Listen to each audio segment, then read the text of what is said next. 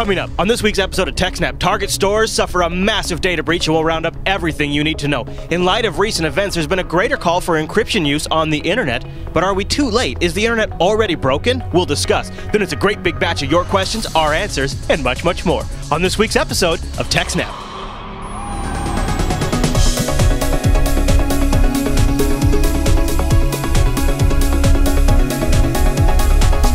Hi everyone, and welcome to TechSNAP. This is episode 141 of Jupiter Broadcasting's weekly Systems Network and Administration podcast. We stream this episode live on December 19th, 2013. This episode is brought to you by our three fine sponsors, GoDaddy, Ting, and IX Systems. I'll tell you more about those great sponsors as this show goes on.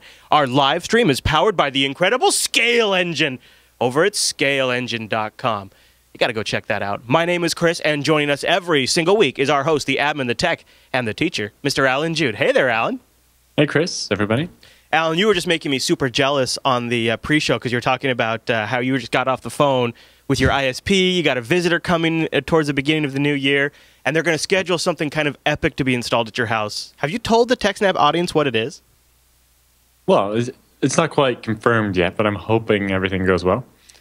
Trying to get a gigabit point-to-point link from my house back to the data center. Oh, man. So that I can take advantage of the gigabits we already have. So you'll almost have like a LAN connection to your data center from your house. Basically. Oh, I was just saying, too, like, if you could go back in time and tell young Alan the kind of connectivity he's going to have in the year 2000, well, maybe 2014, it'd blow his little mind. Well, or just going back and telling myself that, you know, I'd be in charge of like 85 servers. Right. I remember when 3 seemed like a lot. Yeah.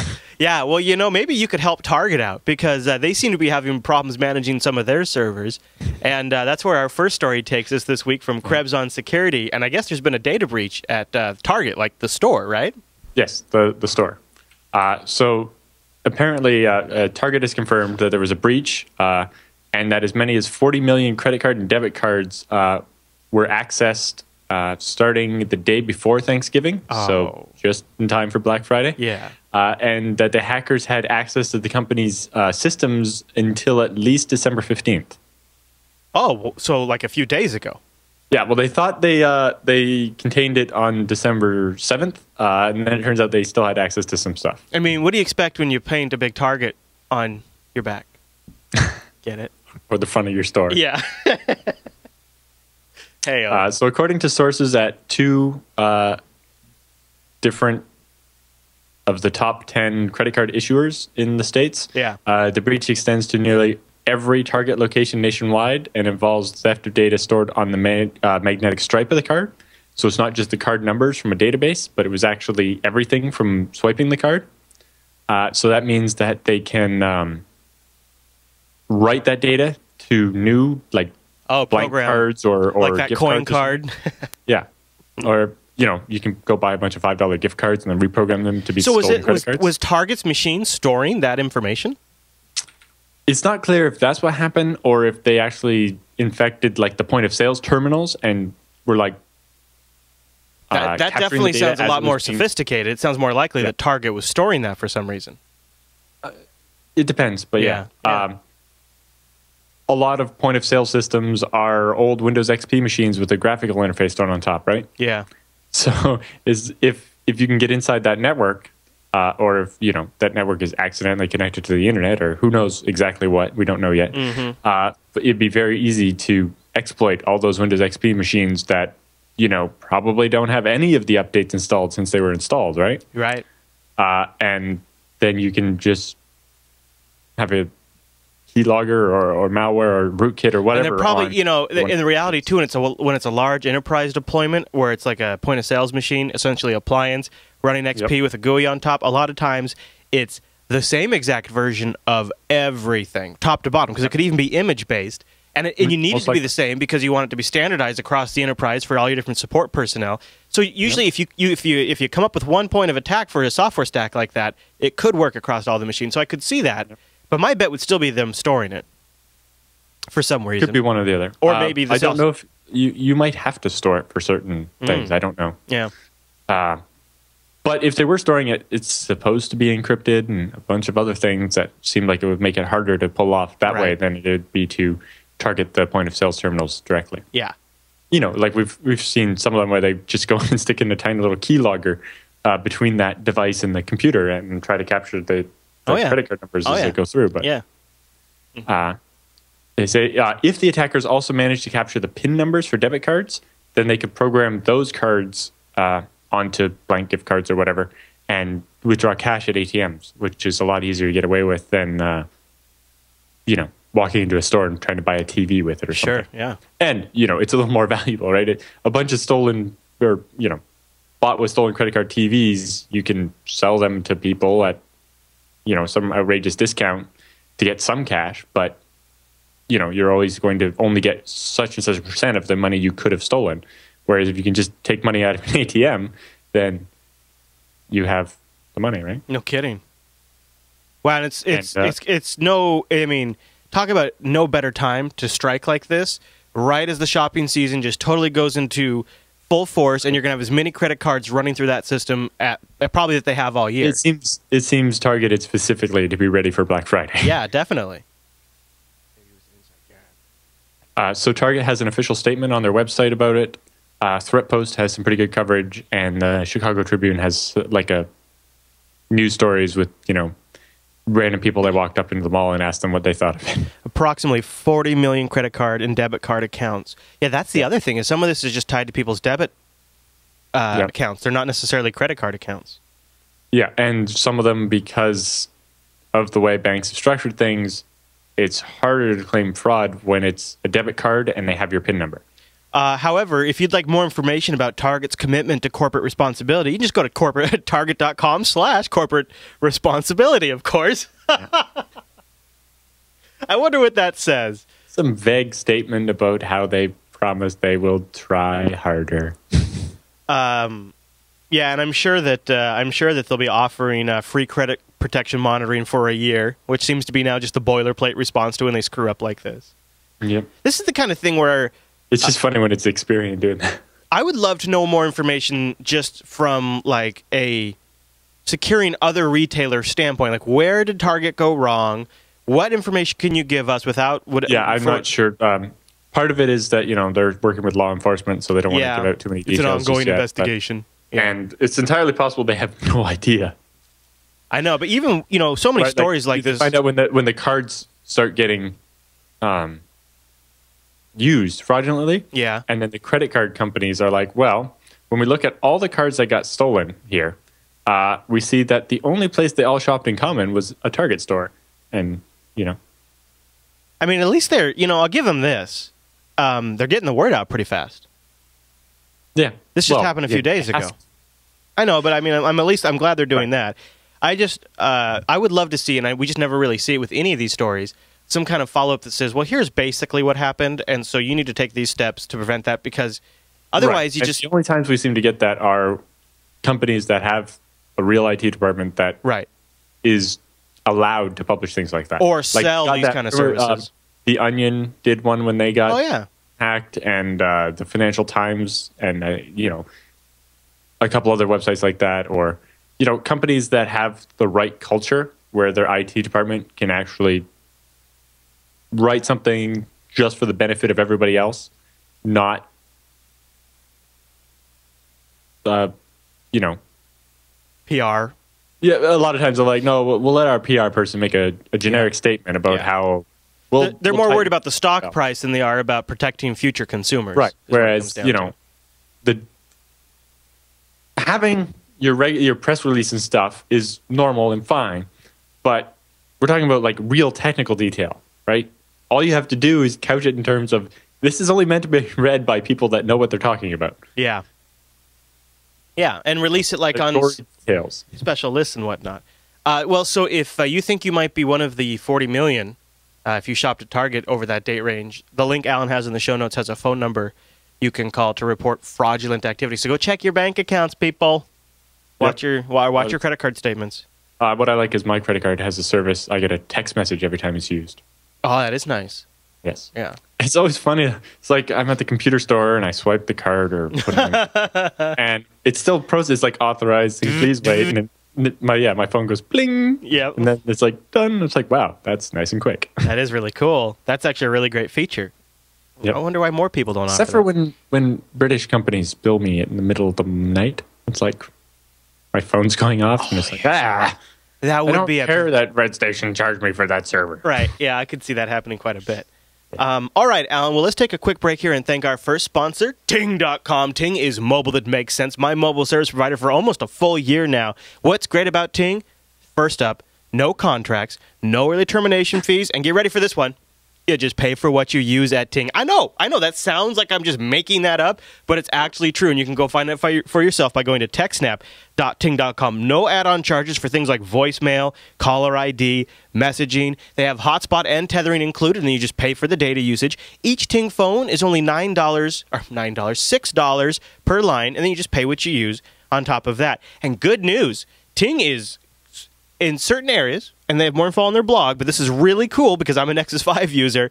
Ting is going to tri-band LTE in certain cities in the U.S., and that means more. That's what that means. That means more. Tri-band LTE is offered on 3 distinct frequencies or bands, and each of these 3 bands has its own unique benefits by offering 3 bands together. Any shortcomings of a single band are shortened up by the strengths of the others. In other words, these 3 bands together give you more reliable coverage, greater capacity, and faster speeds in more places. Not every phone supports Tri-LTE, but the Nexus 5 does. Also, so does the Galaxy S4 Mini, the LG G2, Samsung Galaxy Mega, and a few others. Ting has it all lined out on their page. In fact, they also have the Novatel MiFi 500, which this is probably something a lot of people should consider, even if you're not using Ting as your primary phone service. If you think about it like this, if you go to TechSNAP.ting.com, they'll take $25 off your order. All right. Plus, no contracts, no early termination fees. You can get this Novatel MiFi 500, which is a Tri-LTE device. Now, of course, Tri-LTE is not available everywhere, but where it is available, that's pretty nice. It's $130 with our discount. You buy it once for $130, and then you have a hotspot that you only pay for what you use from then on out. $6 flat. You can put it in a drawer, and you don't have to have gadget guilt. And then when you go on that trip, you take it out of the drawer, and you've got yourself a really nice Tri-LTE device with an LCD screen on here that gives you your connection status, your battery charge info. It looks really nice, and it acts as a Wi-Fi hotspot for your devices. And you can get that without a contract. If you want to get a phone, and I really recommend the HTC One or Nexus 5, which Ting has available, you just go get those phones, then you port your number, and if you're on a contract right now, Ting will help you get out of that contract with their early termination relief program. They'll give you up to $75 per line that you have to cancel to move over to the Ting network. They also have a very powerful online control panel that lets you take control of your account. You can watch your usage, monitor your bills, and you can also call their tech support anytime between 8 a.m. or 8 p.m. Eastern. That's where Alan's at in the Eastern time zone. Call 1-855-TING-FTW, and a real person answers the phone who can actually solve your problem. They also have help.ting.com if you're a self-starter. You get lots of good info there. I love Ting because it's one of these services where as I increase my usage, maybe I'm shucking and jiving, making deals, calling family members, and then the next month it's a slow month. I go into a deep depression. I don't call anyone.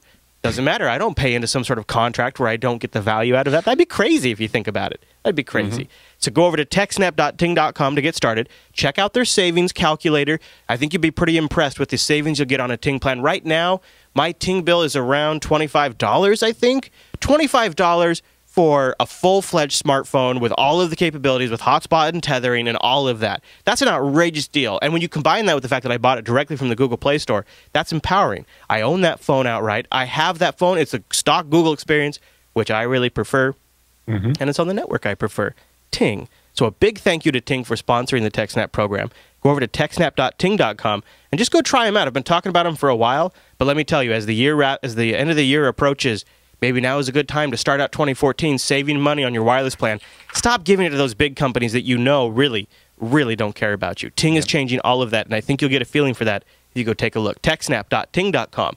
And a huge thank you to Ting for sponsoring the TechSNAP program. People love Ting. We do. And your people.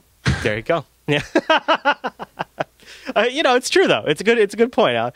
All right, so, it's just insane to think that phone companies still try to charge you for voicemail.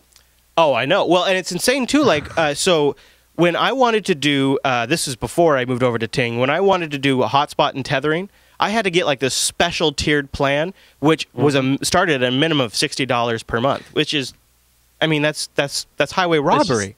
Yeah. And you know, your whole phone bill should never be that much. And you know, they're always looking at new ways to like just suss out money. It's a never winning battle for the consumer. And Ting, because they don't have to worry as much about the network because they're an MVNO, they have contracts in place and they work with companies who focus on that. They're able to focus on the customer service, on making it a compelling product, on listening. You know, like the great example what just happened with Ting was the whole Nexus 5 rollout. Like that was like their community was just bringing the Nexus 5 to Ting, and instead of Ting freaking out and saying, you can't bring that unauthorized device on our network, they looked at who was doing it right, sat down and worked with those members from their community, and then created an excellent onboarding program to buy the Nexus 5 from Google Play and bring it onto the Ting network in a matter of a couple of days. And I mean, it really shows you like just how different they are than the rest of the telephone industry. Yeah, just really and cool. how responsive they are as opposed to the big guys that think about just don't even want to hear what you have to say. I have been in the situation too in the past where like I have wanted a phone so bad on a wireless network like Verizon, right? And then they just never came out with a phone because they just couldn't be bothered to do it. And like that's just the whole dynamic's been completely changed with Ting. Yep. So I love it. I love it. All right, Alan. So our next story brings us to a mess we made. What is this? We have made this mess, and now we must lay in it. This sounds like somebody who's like he's looking at this, going, "Oh man, we really screwed this thing up. Now we got to fix it." It's like we invented the internet, and now it's being used incorrectly. So no kidding. Yes. All right, what's going on? So this is a op-ed piece at version2.dk, which is a Danish newspaper. Prolific software developer and Danish person, Paul Henningkamp, who wrote like Varnish and giant chunks of FreeBSD and MD5 crypt, and we've talked about all the stuff he's done before, talks about how adding more encryption to the internet isn't necessarily the answer, and how the people who created the internet and the people that use the internet and the people that want the internet to be how it was supposed to be need to fight politics with politics rather than trying to fight it with encryption. Yeah, I think a little bit the engineer mentality is, well, if politics and the political structure is broken, then I'll just build around it and I'll work around it. And I think maybe he's kind of arguing, no, you need to work with the system a little more. Well, not necessarily with it, but you have to fight it with the right weapon. You have to shape the system into what you want it to be, in a way. Yeah, like, he says, it's never going to change otherwise. That we, the people like him and us and people who connect computers, people who write software, people who run ISPs, people who told everybody and their grandmother how great the internet was without fully thinking through what that was going to mean. Right? If we had just reserved the internet for the technical elite, we wouldn't have this. But it says, in particular, without fully thinking through what people who are not like us might use the internet for. Right? Once we get governments and cyber criminals on the internet, they ruined it for everybody. Oh, I was thinking Snapchat, Instagram. Oh. Well, yes, that too. Hipsters ruin everything. Oh, we kid. We have hipsters watching. We don't judge. I know. There are people from Portland. Oh, no. Hey, Portland's a nice town. Wait, is Seattle considered hipster? Because we have a Space Needle. I have no idea. Oh, we have a Space Needle. That seems hipster to me. Right. Anyway. He says, any attempt from now on to claw back the privacy, which was illegally removed from our lives, will be met with very fierce resistance. Right? And resistance from the military-industrial complex, whose terms like cyber war and total situational awareness are their new cash cow, and they're not going to want to give that up. And he says, a lot of the we, who created the internet and so on, are currently arguing that adding more encryption will solve the problem. But they're deceiving nobody but themselves, because more encryption only means that more encryption will be broken, backdoored, Trojan, circumvented, and so on. Right, you might be slowing them down, but eventually they'll just compromise whatever standard or company they have to compromise. And you're just getting in an arms race with people who have more money than you. Yeah, exactly. And more motivation in some ways. Yeah, exactly. More money and more motivation than you, and that's not going to work out very well for you.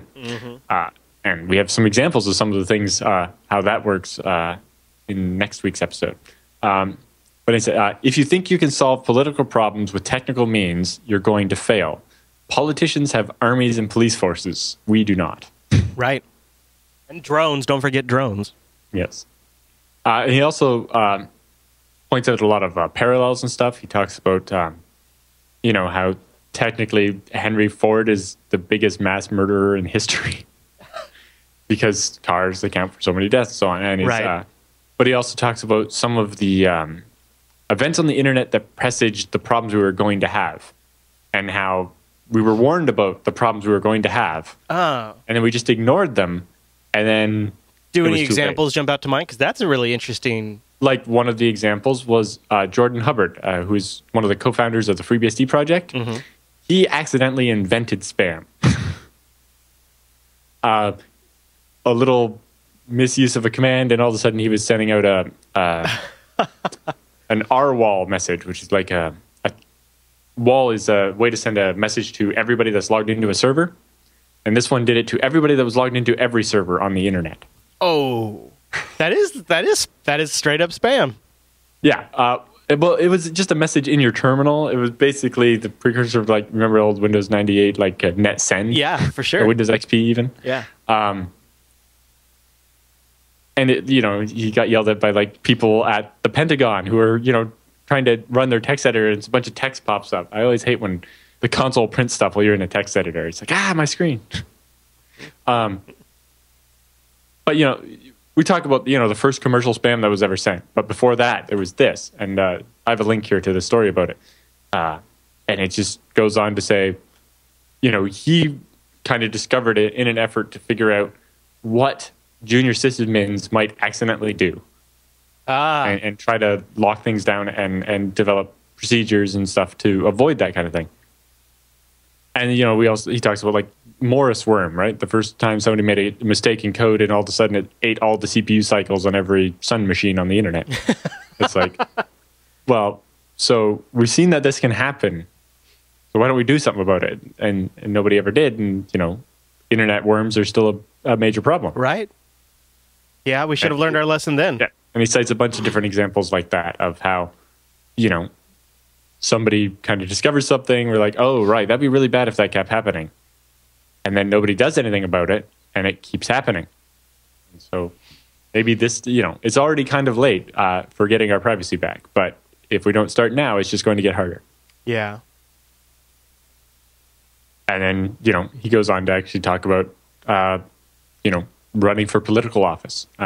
And makes a little joke about Europe versus like North America, because in North America here you run for political office, but there you stand. Oh, so yeah, it's kind of like, normally in a fight, standing instead of running makes it sound like you're, this is the more noble thing. That's true. Did he talk at all about and the chat room picked up on this, the money equation in working with the system and running for office? Because I think that's another part where engineers decide, I'm just going to build around it, is because I can build code, but I can't just create money out of thin air. Right. It depends on the country and the political context. Yeah.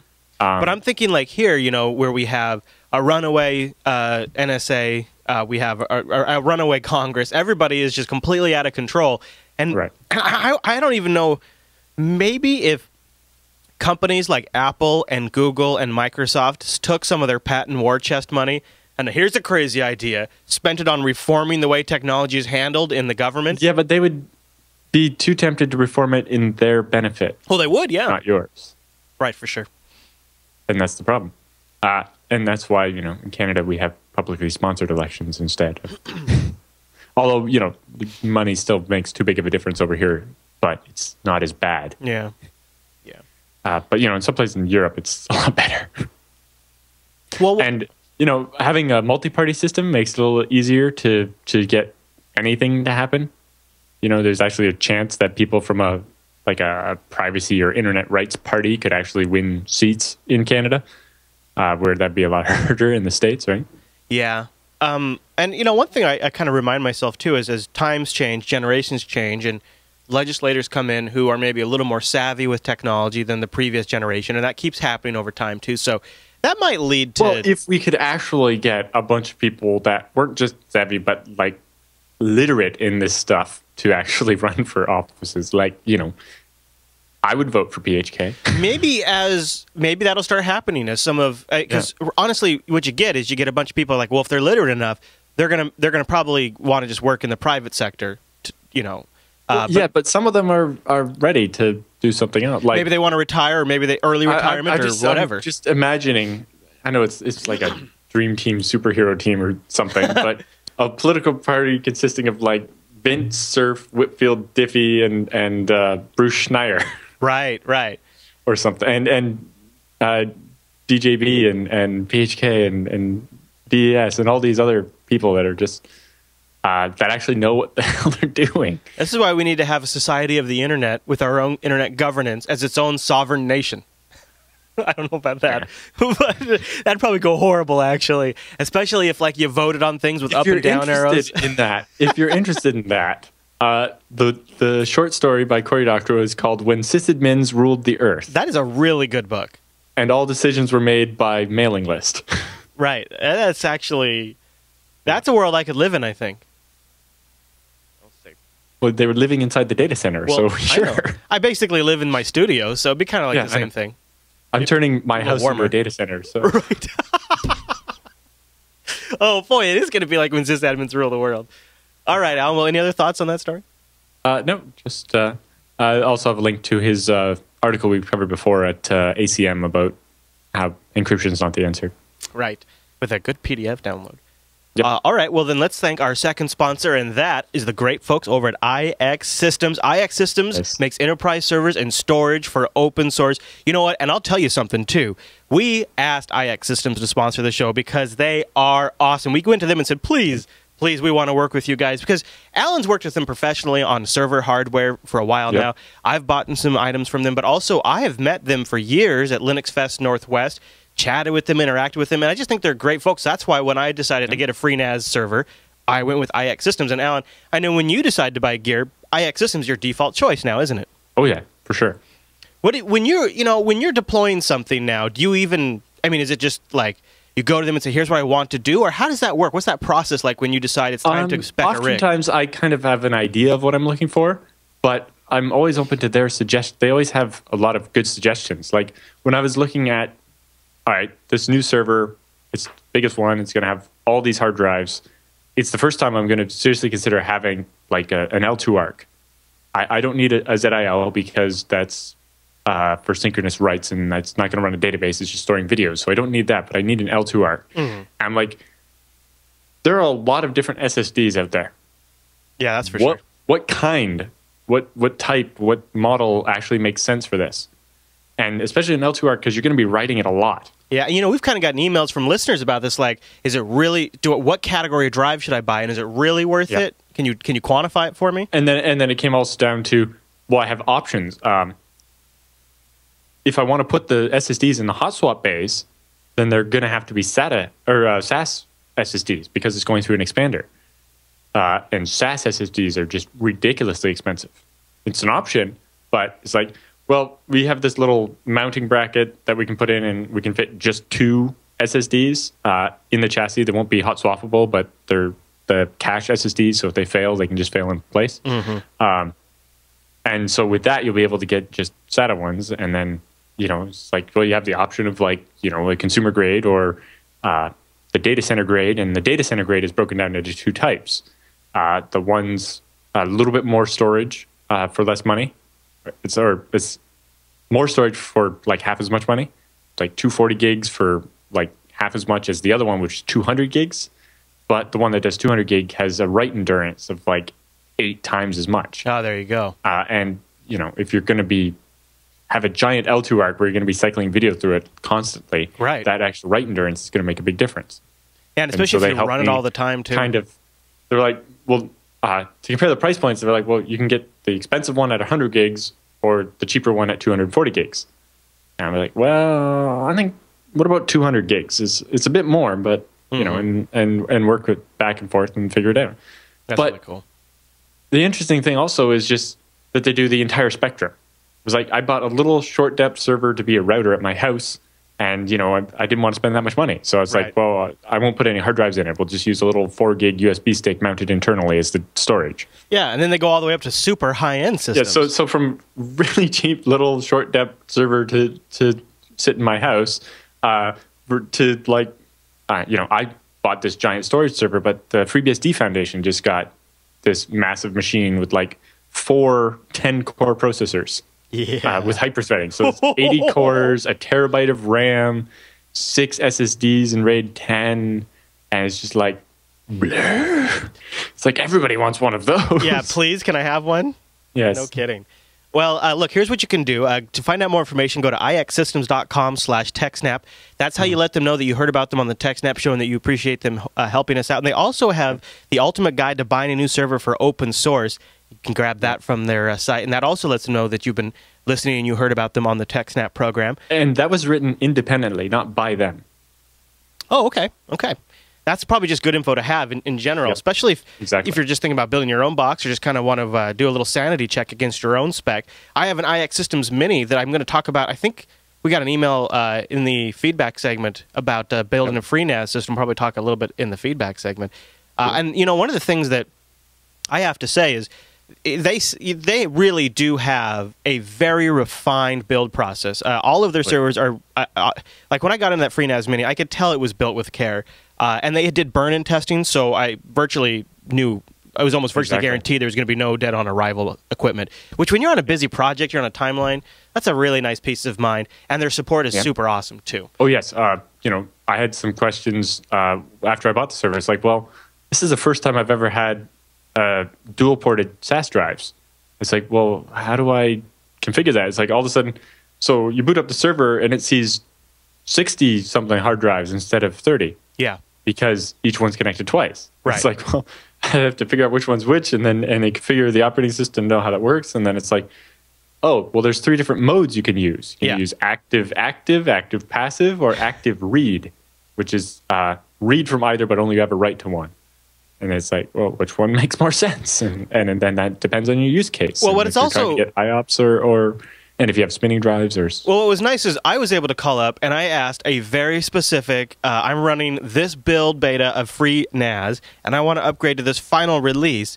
And they knew what I'm talking about. Like and on this show we have watched ZFS explode in popularity, and more people deploy FreeBSD servers. And there's nothing more frustrating than when you call up your vendor and they don't even have any idea what you're talking about when it comes to the operating system. All right, well, what version of Windows do you have on there? No, I'm running FreeBSD. Is that like Linux? That's not a problem with IX Systems. They know what FreeBSD is. Trust me, and they'll be able to they'll get you taken care of. So go to ixsystems.com/TechSNAP, and a big thank you to IX Systems for sponsoring the TechSNAP show. Makes me want to just go hug my IX box right now, Alan. Tell you what. All right, well, so... I'm using mine to talk to you, so I can't go hug it right now. Well, that'd probably be good. Now, I was just talking about Windows, and on Windows is the Remote Desktop Protocol, RDP. But, as you might expect, there could be some problems. What's going on, Alan? Krebs just did a little story about... hacked RDP via really dumb passwords. Surprise! So, businesses spend billions of dollars a year on software and hardware to block external cyber attacks, right? People spend all this money on hardware and software firewalls, contractors. Yep. But a shocking number of these same organizations shoot themselves in the foot by poking a hole in their firewall and say, oh, we got to let remote desktop through, right? We need that to manage the server. Yeah. Which is fine, you need that. And then they have like guessable passwords on the RDP, and so anybody can just take it over. I've had clients where they have had dozens of RDP ports open, and they would maybe rev the port number they were on, but it was just like, well, if you need to get to the file server, go to this port. If you need to go to the domain server, go to this port. If you need to get on the SQL server, just go to this port. Just all out there, all out in the open. Yeah, and the login, it's admin, and the password is, admin spelled with a 1. Oh, no. Like, Jesus, bro, come on. They should know better than that. Yeah. So many servers have remote tools like SSH or RDP. And just like an SSH server, RDP was subjected to a constant barrage of these brute force attacks. Sure. But most Windows servers don't have something set up like fail to ban or deny host or something to block IPs that are making these constant brute force attacks. And just in general, the Windows servers are not as well defended as some people's Unix servers are. And worse yet, there's still the prolific use of servers with just guessable usernames and passwords. Yeah. Like Krebs has like a list here, people using the username remote1 and the password remote1. And I think the only reason there's a 1 on there is the password complexity requirement that Windows right. Or worse, you see when people turn that off in the remote or in the group policy. Yeah. But there's other ones I had here like owner, test, train, Lisa, staff, student, shipping, billing, warehouse. Staff is a popular one. Sys. The funny one was sysadmin spelled SIS instead of How about SYS. user, password user. Yep. Or Canon. It's like, somebody put their Canon printer online and didn't secure it. Yeah. Engineering. Don't do it on the department, people. It's so obvious. Yes. Or this one's funny. Administrator spelled with every second letter capitalized. Now, I haven't seen that one before, but I've seen all of these other ones before, and companies all think they're unique, that they're the only ones that have it set up like this and nobody'd ever guess it. It's so adorable. Volunteer, time clock, SP admin, JDoe, really? Shop. Test has to be the worst, though, right? Wilkerson, fax admin, conf, ASP user, prod, exam room, LDAP. Yeah. Oh, God, this is horrible. Yeah. What a train wreck. And then they just have RDP open to the net. He did a profile on a service that's advertised on various cybercrime forums that actually sells these credentials to people. So they're basically, you go to this website and you can filter based on geography and number of CPUs or whatever your requirement is, and you get back a list of the servers you can buy the credentials for. Prices range from $3 to $10 for each machine. And it varies based on the number of CPUs, the amount of memory, the operating system version, what the upload and download speed of the server are, if it's behind NAT, and that kind of thing. It's a tough thing to strike the balance between like remote admin and security. I understand, because like when an emergency arises, you don't want to be the guy that's fumbling with the complex system where you can't even get logged in. Like, or that's just where it's logged out, and it's fine. But having the password be on that list is just... Yeah.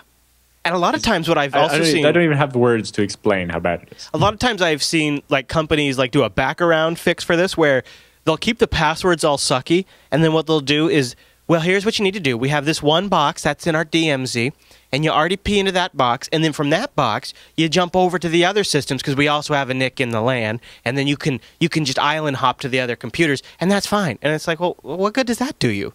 Well, you're not accomplishing anything. It's just one more step that's not going to slow anyone down. Island hopping is a type of attack, right? Not a valid security procedure. Yeah, and the thing is like you just mentioned, I've seen, just looking at logs, just what appear to be just script kiddies just running scripts that just scan the web, look for the RDP port, and then just attempt to knock the door until they get in. And even they are smart enough to try other versions of the RDP port, like common ones that people like 13389 or whatever. Yeah. But also just do a regular port scan, and the service answers with a signature that you can tell that it's RDP. So you can just scan every IP on every port and find where you hid that RDP. It shows you the volume of it though when a compromised RDP PC is at most worth $10. Yeah, but they're obviously not that hard to come by. And that there's a market for people to buy them. Yeah, there's like you said, this guy he's got 6,000 available for sale right now. Yep. And Krebs looked into the account of a guy who'd spent more than $2,000 over the past 6 months buying these 425 different hacked RDPs. And then so Krebs did like lookups on the IP addresses to figure out who owned these servers that had been hacked. And based on that, he wrote a little Christmas carol. Oh no. No, did you link that? Apparently there are 12 healthcare providers, 10 education providers, 8 government agencies, 7 technology firms, 6 insurance companies, 5 law firms, 4 financial institutions, 3 architects, 2 real estate firms, and a forestry company in a pear tree. Good on him. Hey, it's the holiday season, right? I think this is kind of interesting too. That this tool, he's like, okay, so these people that are selling this system, it's like, all right, we'll narrow it down. What city, what state do you want it in? What version of Windows do you want? What speed of processors? And you can set all of these preferences, and then outspits the price list. It's like fancy. It's like they've productized compromised machines down to a fine art. It's pretty impressive. I noticed too that Krebs on Security is now taking Bitcoin for donations. How about that? I don't think he's gotten any yet though. But let me check. I have this little extension right here. I'm checking to see if Krebs has gotten any Bitcoin donations. It would appear not. Zero BTC have been.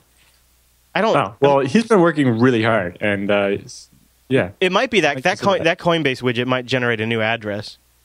I don't know, but it says nothing's been sent there. But doesn't honestly, this report doesn't surprise me. In fact, I'm kind of surprised I haven't heard more about this because I always thought like maybe people just.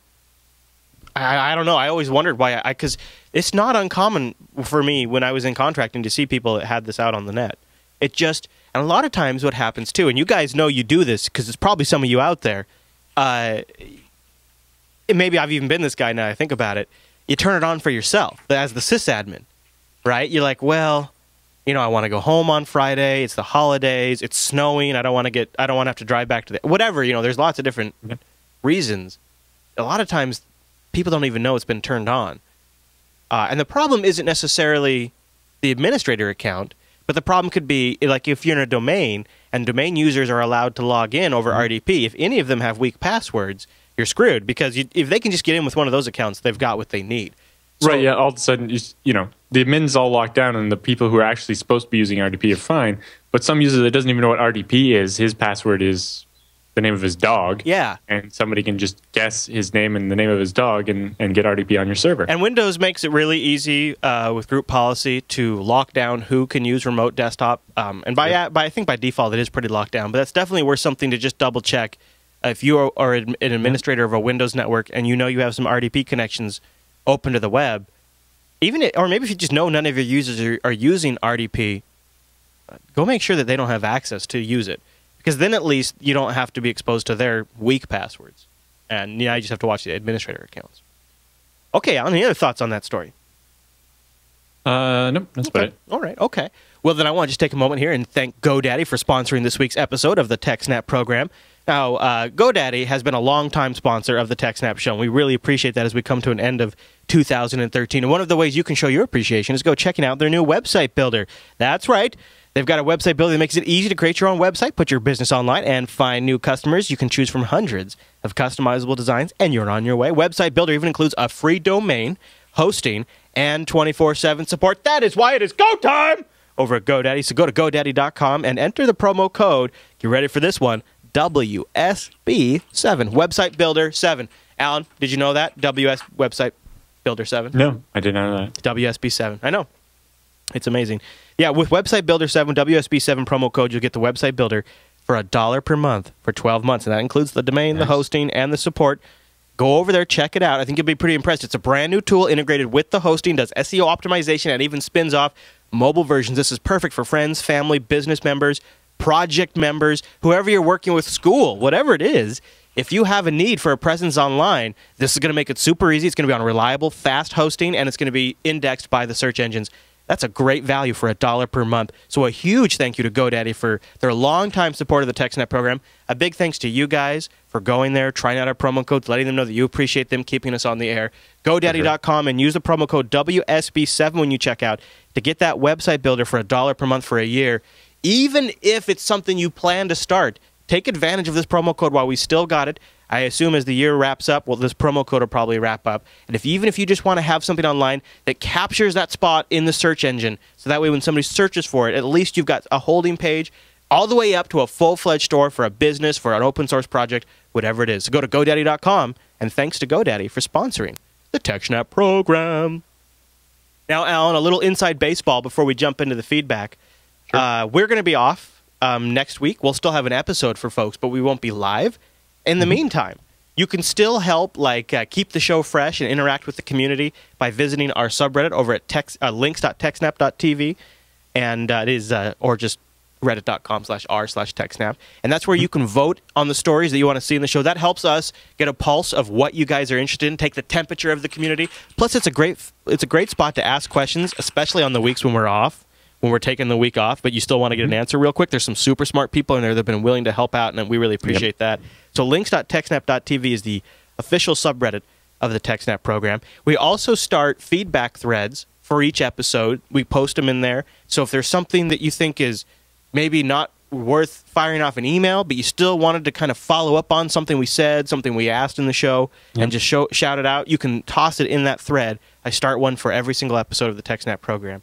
And or, oftentimes people just think of something related to what we were talking about. Yep. And, it's just an extra link to share with people. Yeah, a nice to know people kind of thing. Appreciate that. Yep. And then even though there's not always a ton of comments, there's lots of lurkers who are checking out what people are posting there. So it's always it's a nice resource for the community. So thanks to everybody who participates in that. And again, that's links.techsnap.tv.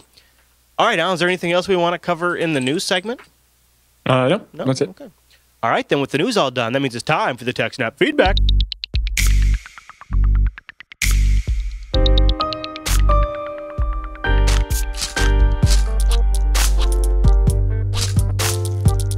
Thanks for sending your emails to TechSNAP@JupiterBroadcasting.com or popping that contact link at the top of our website, or even better, starting a thread in our subreddit over at links.techsnap.tv.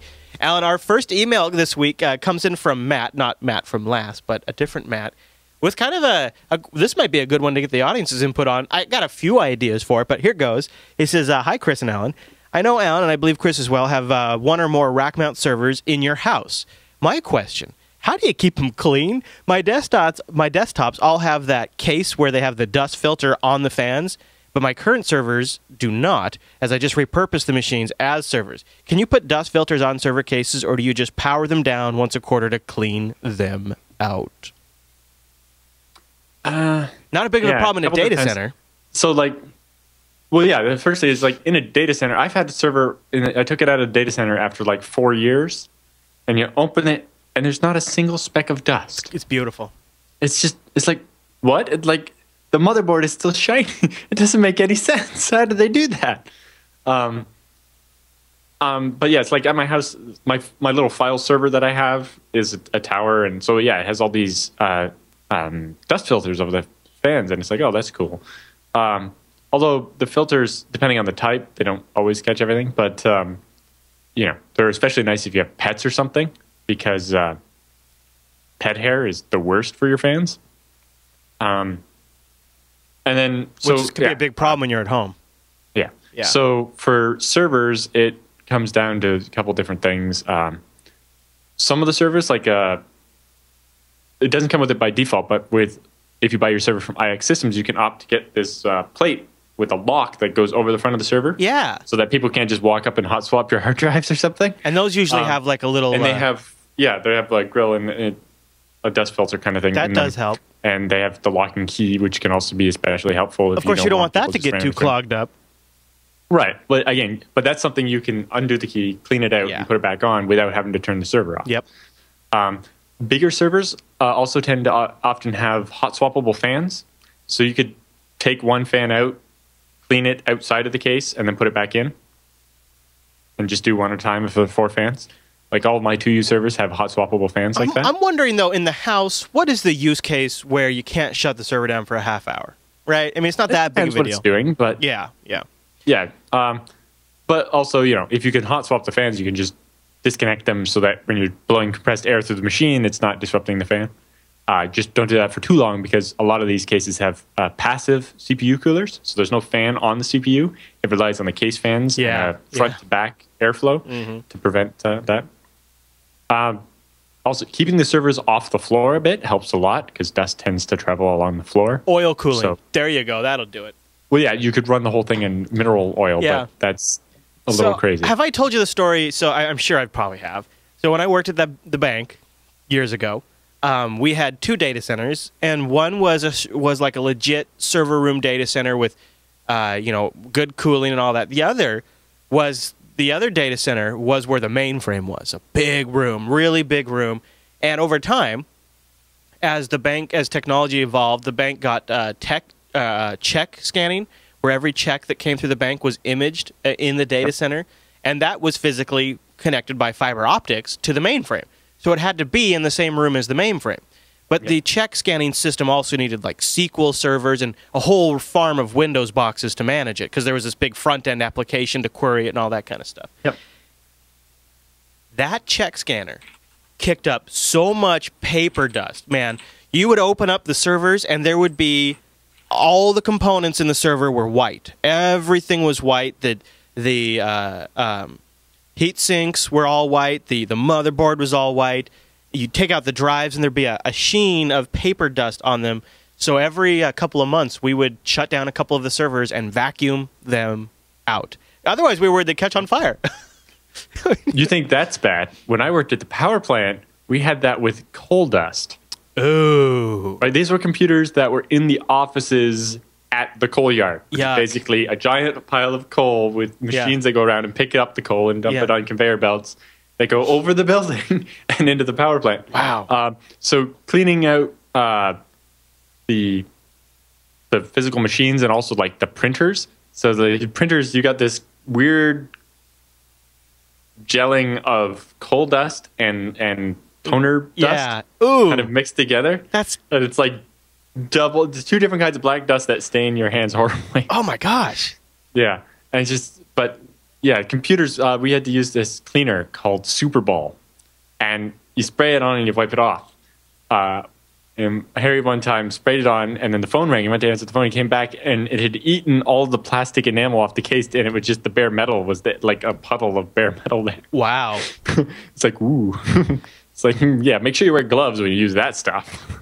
I also worked at the school district for a while where we had computers in the students' wood shop, and it was a pretty good wood shop for a high school. And same thing, wood dust in all of the computers. And specifically because that was such a problem, that's where we put our worst computers. That's where computers went to die. And we didn't even bother really cleaning them until the summertime. Oh, man. I just can't even believe that. And I don't know if new computers today, maybe they generate too much heat. Maybe they wouldn't be able to survive. But you can do it. But yeah, pet hair can be a real problem. And like Alan said, if you can get one of those cases that has you know what else you can do is you can take some old nylon like pantyhose, and you can cut it and put it over the air intake if you can find a way to get it to stick to the case, like maybe twist ties or something. And then you can just take like a little vacuum and vacuum those from time to time. And that's like the cheapo way to do it, is just take some nylon. Just go to the store and buy some nylons for yourself. Some of the 2U cases I bought from I've had dust filters, like, cause and you can slide it out. Yeah. And they because the one I had, it has two kind of wings that opened, one covering where the power supply was and one covering where the optical drives were.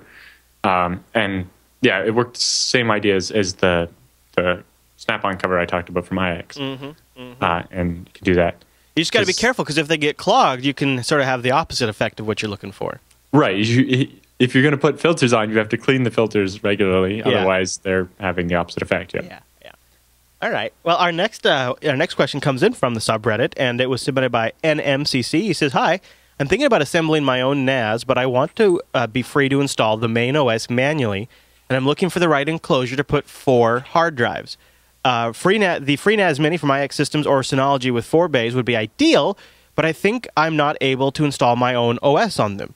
It would be for some Linux or BSD installed manually, because that's a good way to learn. Thanks for any ideas." So, Alan, a NAS enclosure, any thoughts? The free NAS Mini is just this regular PC, so you can easily install vanilla FreeBSD on it instead. Yep. In fact, so you can do that. I've done that, and it worked great. And I was just experimenting when I first got it before I loaded any data on it. I didn't install it, but I also booted an Ubuntu 12.04 Live disk from USB. And it worked. I mean, I could see all the components. I could see the drive. I got a network connectivity. I went, okay, that's cool. And that was like before I was totally sure if I wanted to go FreeNAS, FreeBSD, or Ubuntu. And I just wanted to try them all out. They all worked just fine. I ended up sticking with FreeNAS because not only is it what IX Systems ships it with, but they include like a little flash disk in there that has the OS on it separately. It's really slick. It's nice. So I would recommend that if you can afford to go that route. But also just make sure, he definitely seems like he's trying to go the mini small route. just make sure you need that, because you do give up like some thermal. You make some thermal compromises when you go super small. Yeah. And if you're working around in there, you have tighter constraints. And if you have 4 drives working together, they can get hot. Yes. I definitely preferred, like, my tower. I got like a huge 2-foot tall tower and just stuck it in the corner instead, because I needed 6 drives, and I wanted, it's got separate fan for each group of 4 drives and lots of case fans, and my hard drives, it's in my basement, so the air temperature is a little cooler, but let's just take a quick check here. The temperature of my drives is currently at like 24 degrees Celsius, and that's even under load, which is nice and cool. Yeah. Right? The cooler you keep the drive, the longer it lasts. So if you have a Canadian basement, you can put it in. You'll be all right. Sure. I mean, really, it is a concern, because in the summer I was popping drives. That's why I ended up getting the FreeNAS, because I had drives that were really close together, and it got up to 90 degrees or something. It wasn't crazy hot, but it was warm, and I popped a couple drives, so just got to watch out for that. But I would recommend, if you want a really well-built rig that has the hot swappable drive bays, that is a good size and a low noise profile, the iX FreeNAS Mini works well, and you could put Windows on there if you wanted to. Because it's an x86 PC, just a nice one. Okay, our next question comes in from the subreddit. It's actually a bit of a follow-up from Kevin Cox. He says, that share button tracking issue we talked about, where the NSA is able to use like the Google ad cookies or the Facebook cookie to track you across multiple sites. He says a lot of sites, to sort of help with the whole privacy issue, are starting to disable the share links by default, and you have to click twice for privacy. Basically, they display grayed out representations of the share button, and then when you click on them, they load the real one, so then you can share. Of course, the downside is you don't get any counts unless you enable them, and he included, of course, an obligatory XKCD example. The XKCD one is really funny. Yeah, because basically, it's a perfect description of which social buttons get pressed depending on the headline. Breaking into a stand-up comedy, you get 1,700 tweets. How the Christian right threatens Wikipedia. You get 2,400 Reddit submissions, but 0 tweets and only 1 Facebook share. Boycotting Facebook today gets 71 Google Plus digs, but gets 248,000 Facebooks. This is something I think I'm going to look into. We don't have a lot of social stuff on our site. Mm-hmm. One of the things I've been thinking about, and I think I'm going to get flack for it, is I've been thinking about killing Discuss, the comment system, because when I watch Discuss, first of all, it's the slowest thing to load on the website. Yes. Which is frustrating. And then second of all, it appears to be doing some kind of tracking across sites, and I don't know exactly what it does, and it could be just... Well, it has a login thing and stuff. And part of it, like I think you mentioned last week too, is like if you want to ban somebody across multiple sites, like it has to track who they are and that kind of... I don't know. It's just... I'm still all up in the air about website comments to begin with, and if I disable Discuss, I feel like, I'm kind of cutting down on the interaction, and that's not a good thing. But it's this whole social site thing is that much going on the episode pages anyway. Not generally. Every now and then, there's a couple of tidbits or gems that are nice to have, but right, yeah. Jack points out that Bruce Schneier's social share sites work by that way, by doing the click first, double click twice, to actually load them, and then. So yeah, you click once to load them, and then once you've already compromised your privacy, then you can vote it out. All right, folks, so there you go. We'd like to hear from you, so go over to jupiterbroadcasting.com, click the contact link at the top of our site, and then choose TechSNAP from that drop-down, and fill out your question. Let us know what you'd like to hear answered on the show, and we'll cover it in a future feedback segment of the TechSNAP show. But Alan, with the feedback all done, that means it's time for the TechSNAP Roundup.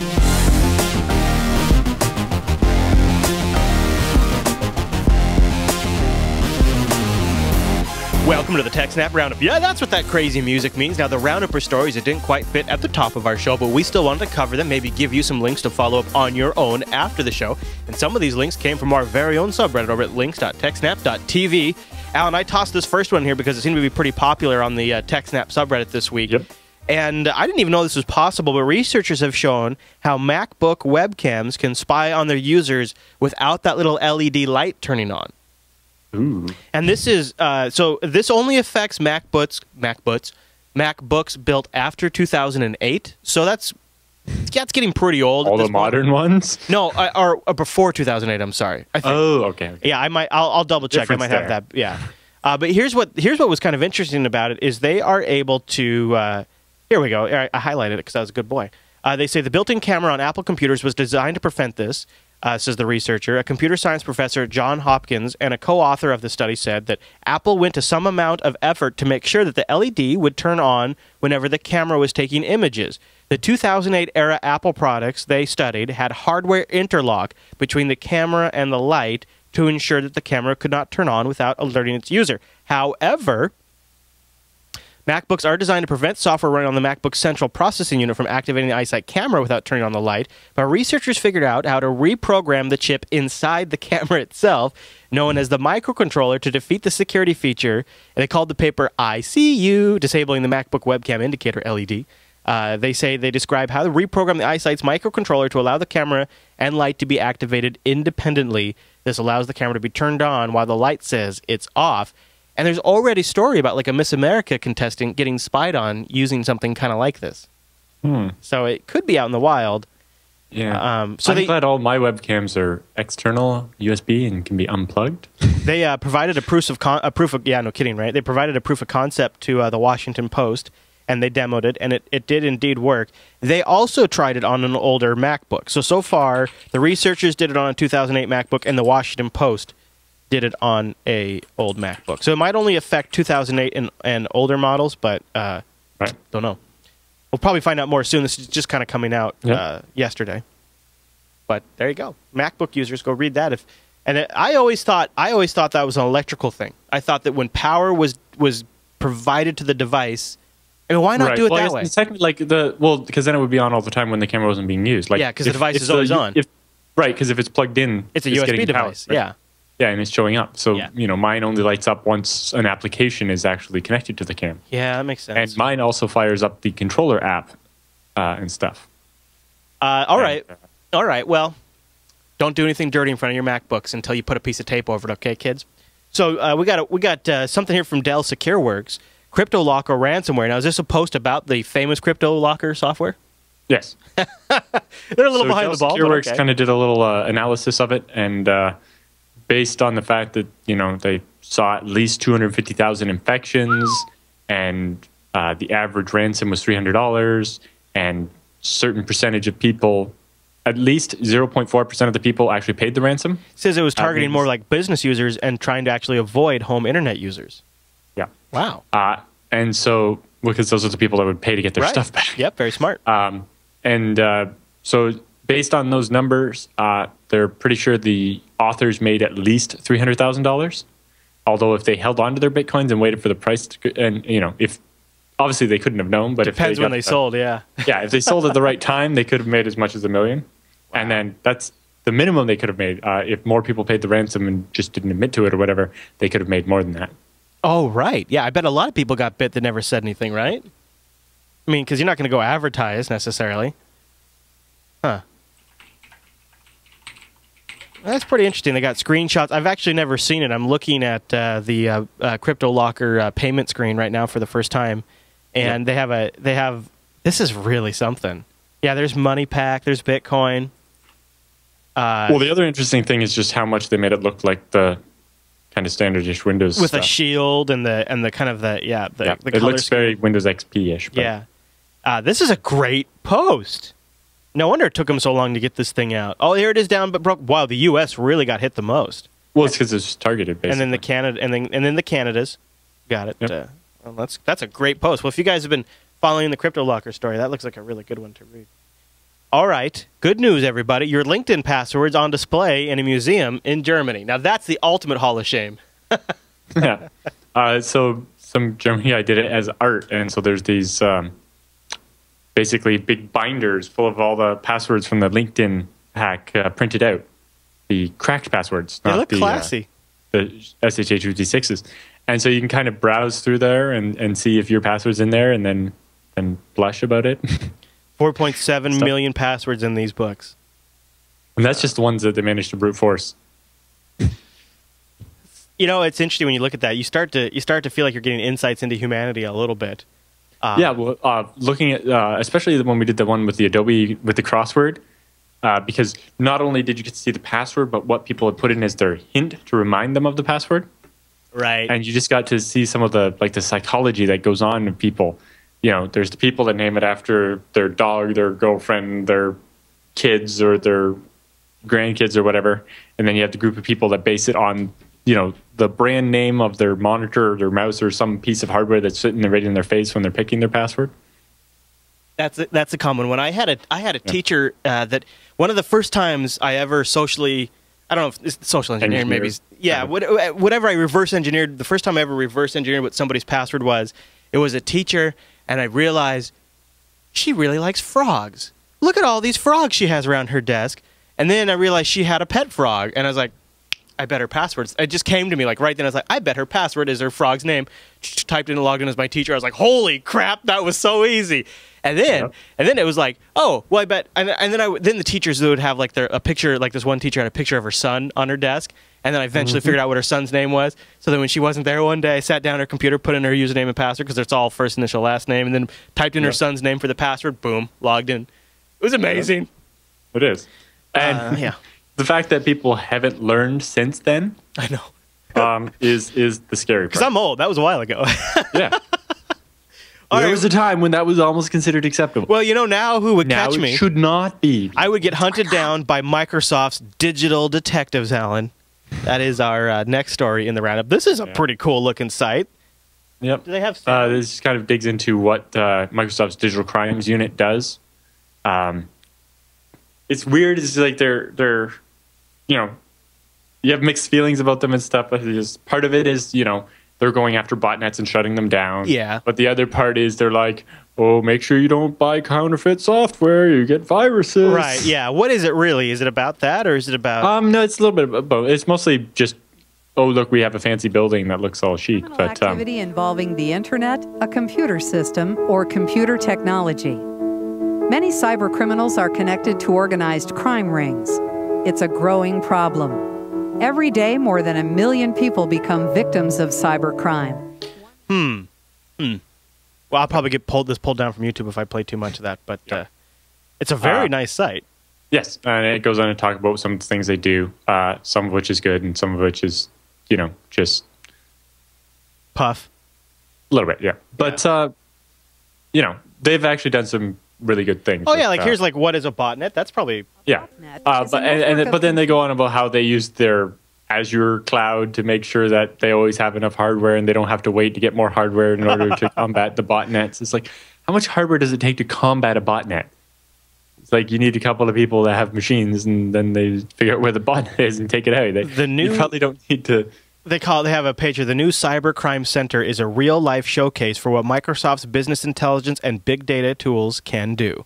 This is probably a big part of it, right? They're part of it is they're trying to sell you their big data tools and use their digital crimes unit as an example of that. Is this a marketing brochure to the NSA? Like, hey, you guys want to do this? Well, not the NSA as much as companies that are trying to either protect themselves or to build a product or service to, there are lots of people that run Microsoft servers, and a lot of them would probably be willing to pay some contractor to provide, Microsoft business intelligence. Well, and a lot of companies are going to want to get into proactive monitoring of this kind of stuff if it affects them. Maybe credit card companies and things like that. So, wow, it's a brave new world we're moving into.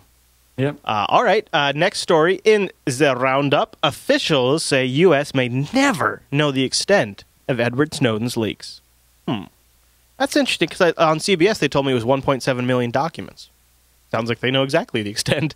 But this is one of these things that keeps going around because I think one of the most commonly misreported aspects of this whole continued Snowden leak is a lot of times the media will report it as Edward Snowden has leaked another document. In reality, he did a big old document dump to Glenn Greenwald, and then Glenn Greenwald continues, and other members of the Guardian and people at Washington Post. Yeah, it takes a while to read all that stuff and then research it and figure out and then write stories on it. But I guess, and kind of what this piece goes into, is the Hawaii facility that Snowden was working at. A lot of the NSA facilities had auditing capacity of who accesses what, but the facility that Snowden was at, that software wasn't working. Didn't have that yet. Yeah. And the other thing it goes into is that he was really good with their SharePoint system, that he was good at creating a backup solution for them, and because he had been so helpful, the NSA, even though he was a contractor for Booz Allen, gave him employee status level privileges on the network.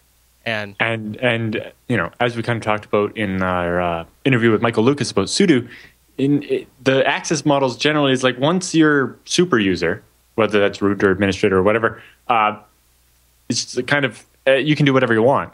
And at that point, you know, a lot of the times they don't have the auditing level of what the administrator is doing. Yeah, it's hard to audit that kind of stuff. Yeah. Well, yeah, it comes down to, you know, good old-fashioned Latin, who watches the watchers, and so on. Yeah. Well, you know, we also talk about, like, who monitors what the NSA is doing to make sure that, who monitors the admins at the who at the NSA monitors the admins at the NSA to make sure they're not running off with Snowden docs. Well, and I'm kind of glad somebody did. It's recursive at every level. Yeah. Yep. Well, we didn't see this one coming. No way. This just caught us all by surprise. The porn filters in the UK are blocking sex education websites, among other things, too. So they're blocking a bunch of sites they're not supposed to, and not blocking lots of porn. Gosh. How can they always be counted on for screwing this stuff up? Do they ever get it right? There's no way to do it. Trying to do it is screwing up. You're right. The whole thing just isn't going to work. And their justification is obvious. Like, how hard do you have to try to accidentally get exposed to porn? Yeah, and I think it's one of these things too, where like there's a little bit of like a nanny state to it, because I saw an official quote saying, "Well, if family members want to look at that kind of content, they're going to have a family discussion about it before it gets turned on." And it's like, well, screw you. Who are you to say that? Well, but really the thing is that it's called the porn filter and everything, but it's really about blocking extreme political content, which is a very vaguely defined term that allows them to just start blocking things, you know, and maybe they'll decide to block the next British version of. I think this video goes into the justification. By one measure, 5 of the top 20 websites in the UK are now porn sites, and politicians are worried about it. In the darkest corners of the internet, there are things going on that are a direct danger to our children, and that must be stamped out. The evidence. How can anybody believe that? I don't know. How does that still work to this day? Yeah. And well, the worst part is that it's just like, it's just them couching it in terms they can use to, you know, it's like, oh, think of the children and stop the terrorists. But, you know, who says they're not going to use it to stop the political dissidents? Or what was the Wall Street one in the States? Or the Occupy Wall Street. Or maybe a bad example, but, you know, decide that any political dissidents at all needs to be blocked. Well, and it's also kind of assuming that kids are dumb and that they can't figure out how to just get around this kind of stuff anyways with VPNs. Yeah, always going to. And not only that, it's only going to block baby enumerating boomers. badness is never going to work. It won't help children at all. It'll only block baby boomers. And the reason I have watched at school districts, it'll block old people.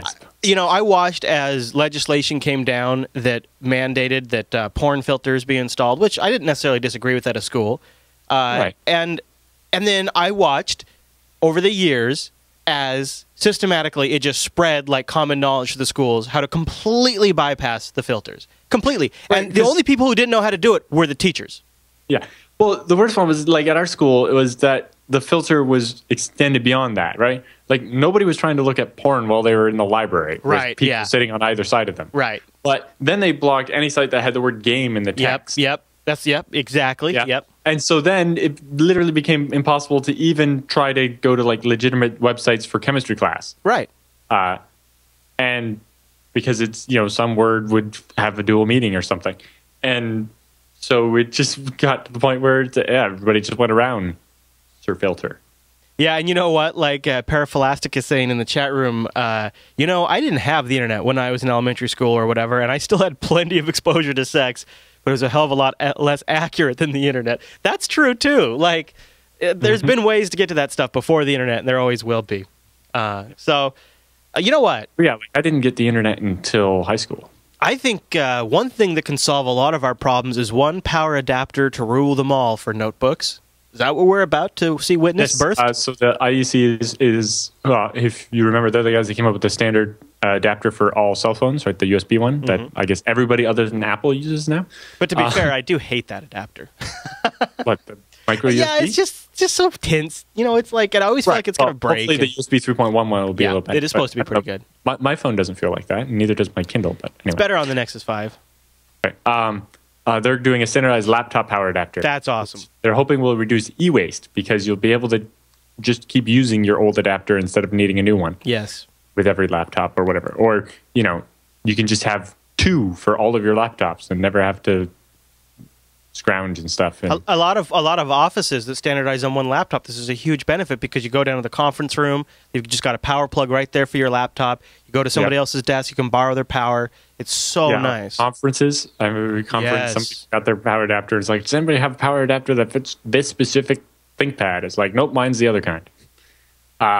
The one downside is it looks like they're going with the standard barrel connector, which is what most laptops have now. Yeah. It's too bad that Apple has a patent on that magnetic one. It'd be really nice for the one where, you know, you trip over it and it doesn't throw your laptop on the floor. I've seen that save. I think it was a MacBook back when Dylan was a brand new little walker and saved the day.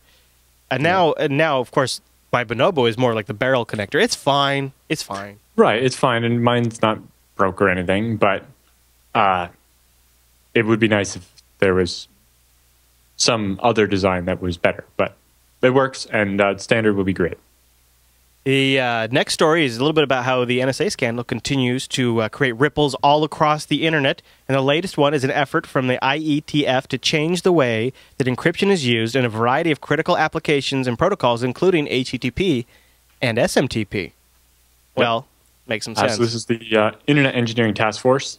Started a new working group to work on a new version of TLS that will improve how it works and so on. They're going to try to deal with things like people going through a proxy. Currently, that's kind of an issue with SSL, right? Because you'd have to do kind of end-to-end. Otherwise, the proxy can spy on you, right? So they need a way to solve that problem. They also plan to develop a set of best practices for using TLS, sorry. And kind of making it standard to use forward secrecy instead of that being kind of optional. And basically make it easier to implement in applications and harder to implement incorrectly. And yeah, so the protocols on the top of their list are SMTP, so sending email, POP3 and IMAP for receiving email, XMPP, which is your messaging and stuff, like Jabber and Google Talk and all that stuff, and HTTP 1.1. But they also plan to expand that to other applications once they get those done. Cool. I look forward to seeing that. All right, next one is a video you've thrown in the roundup here, managing access using SSH keys. Looks like it was a talk. Yes, this is a talk at the LISA conference, which is a large systems administrator conference. I'll play a little bit of it. And this is by the inventor of SSH. And then go to the real substance. I assume almost all of you know what they are, but just to remind. So it's for system administration, file transfers, tunneling, encryption, secure authentication, ships with every Unix and Linux distribution by default. It's extremely widely used, also for router management, firewall management, on all layers of the networking stack from managing networks. That would be kind of a treat to listen to a talk from the guy who created SSH. Yeah, and so it's mostly about the proper way to use your SSH keys and stuff. Okay. Like he looked at one of the customers he consulted for was one of the top 10 banks. And on one of their servers, when they went through their audit logs, they had 2 million logins with SSH keys per day. Oh. Because of scripted tasks using SSH keys and stuff. And it would just end up in this web of trust that if you started at one side, by going through a series of different servers, you could get to any server in the bank. Because, you know, there was always this kind of this Venn diagram of, you know, well, this server can access these servers, and you can access it from these servers. And just by going through enough hops, you could eventually get to any server. And it also came down to people, you know, the administrators would think, all right, the number of people that have access to this server is like 12.